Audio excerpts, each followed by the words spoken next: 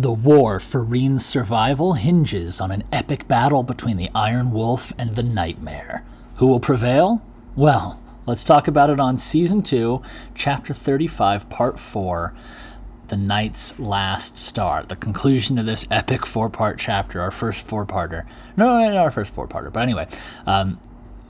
It's an epic chapter. Let's get into it, but first a message to our heroes of Edera. Hey there, this is Colin, creator of the 7th Valkyrie. If you're hearing this, it means you're listening to the public version of TABTA. And I really appreciate that. It keeps the algorithm happy, it keeps us growing. But if you want to get a little fun personal message every week with behind-the-scenes stories, funny little bits, other insight into the creative process, you can hop over to our Patreon and become a hero of Edera. You'll support the series, you can shape the future of the 7th Valkyrie, and find a whole lot of fun bonus content along the way. You can get started completely for free, and then if you decide you want to chip in and get bonus content, early access, and a whole lot more and help us along the path of heroes towards a whole lot of cool checkpoints, then you can do that. It's patreon.com/7th Valkyrie, that's 7THVALKYRIE, and give it a look. With that, on into the show.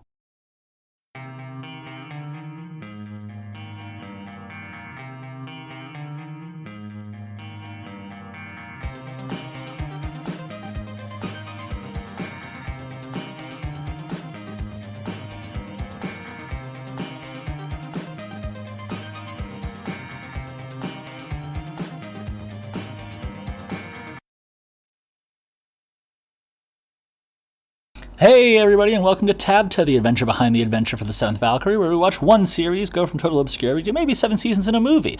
Or maybe we just find out the power of friendship along the way. I'm your host, Colin Sharp, creator and current voice of the 7th Valkyrie, and this week we're talking about The Knight's Last Star, Part 4. Now, if you haven't heard this, or you haven't heard anything of Knight's Last Star, go listen to it right now. It's live on the show. You can listen to it. If you are a patron, you can listen to the whole thing uncut, without any of the ads and CTAs and little bumpers. Anyway, if you haven't heard it, stop right now, go back and listen. This episode will be here. And if you are really late in the series, the whole TABTA archive is on our Patreon. So, with that said, you've been warned because we're about to get into it.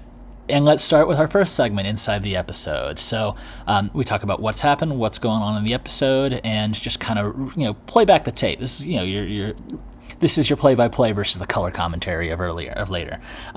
So this segment ends. The wolves have howled, and the knights, against this star-swallowing power of the Knightmare, the Iron Wolf arrives, and he drops down, cracking the pavement with his force, and leaps into battle immediately. The Vesos, who we have seen dominate much of the Ederan army, are blasting stone spires at him, and he's just zipping in and out of them faster than they can even comprehend, and all of a sudden he's pinpoint accurate from almost 100 yards and whips these knives and catches both of them before they even realize it.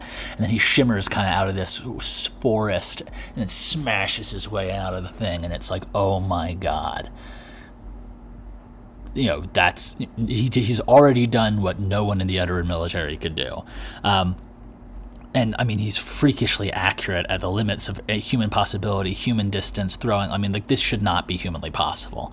And then Knightmare begins to attack. She's throwing strokes of midnight like there's no one's business, like it doesn't matter. And he's zigzagging through this bolt of lightning.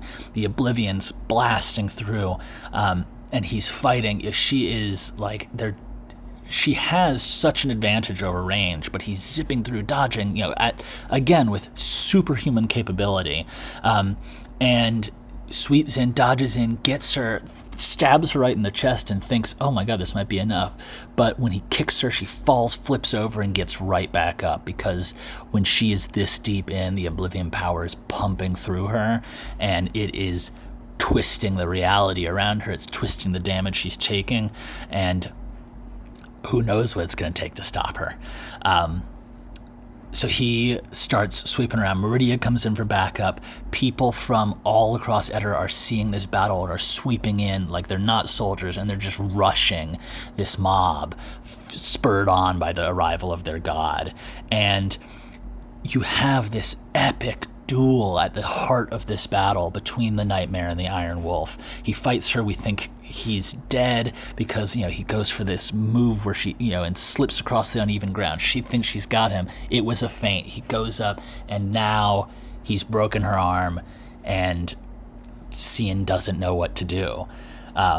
He rises up, breaks, does an incredible amount of damage, and with it, you're watching the fragmenting and the fading of Cian's power, and the civilians are storming the Eterans, and this leads to this epic moment of him dragging her to the edge of the bridge and leaving her to fall.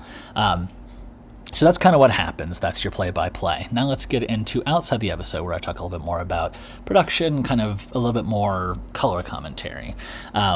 So what we have seen so far is when forces of incredible magic power collide, you have some truly reality-bending battles. We see it with the Fire of the World's Ending stopping the bomb from consuming Cyrus. We see it in the arrival of the Fire of the World's Ending against Rand and his men. We see the power of the Expanse. We see the power of Erytheme when he arrives, the clash between the Wolves and the Full Moon's Guard, and we see lots of it happening throughout the series. But when these forces clash, it shatters perception. It changes the way people are feeling. It really affects the world around it. And this is a clash like something that has very rarely been seen.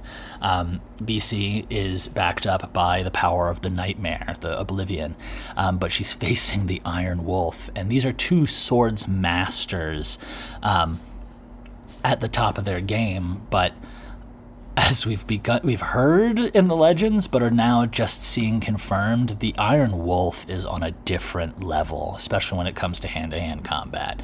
There's a reason that all the Freelanders fear him, and despite all of her power, all of her fury, everything she has, she cannot stand up to this assault from the Iron Wolf. And it leads to this really epic cliffhanger of, holy shit, this force that just wiped out half of an Eteran army that they had no answer to. And all of a sudden, after 7 years, the Iron Wolf of Edera returns to stop her, and doesn't just beats her down. And that's, I don't know, what is waiting for us beyond the thrilling conclusion of this chapter, beyond the Knight's last star. Well, you'll have to find out this Friday, or if you're a patron, you can find out right now on our series. We've got the whole rest of Season 2 completed. We've got more chapters to come from the Listen Along and the revamp of Season 0 and Season 1. But for you guys who are listening along publicly, you're almost there, guys. We're almost to the end of Season 2. We've got a couple more weeks of episodes, and oh man, I'm so excited for you guys to really get to sit there and experience and look back on this season as it comes to a close. We've got some twists and some turns left. Let's figure out what's going on, either right now if you go to our Patreon, or on Friday. So cheers, guys. Love you very much. Take care. Have a wonderful week, and I will be back in touch with you soon.